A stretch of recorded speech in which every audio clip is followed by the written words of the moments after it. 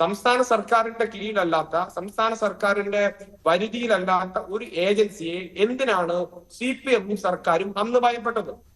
ഇവിടെ ഇടത് സഹയാത്ര സൂചിപ്പിച്ച ഒരു കാര്യത്തോട് ഞാൻ പൂർണ്ണമായും യോജിക്കുകയാണ്. ദിവ്യയെ രക്ഷിക്കാനല്ല CPM-ഉം ഈ പറഞ്ഞ സർക്കാരുമൊന്നും അങ്ങനെ ഒരു സമീപനം സ്വീകരിച്ചത്. ഞാനത് അടിവരയിട്ടുകൊണ്ട് തന്നെ പറയുന്നു. അന്ന് കണ്ണൂർ ജില്ലാ പഞ്ചായത്ത് പ്രസിഡന്റായിരുന്ന, ഇന്ന് നവീൻ ബാബുവിന്റെ മരണവുമായി ബന്ധപ്പെട്ട കേസിൽ 1ാം പ്രതിയായി നിൽക്കുന്ന BP ദിവ്യ എന്ന CPM നേതാവിനെ രക്ഷിക്കുക എന്നുള്ളതല്ല ഇവരുടെ യഥാർത്ഥ പ്രശ്നം.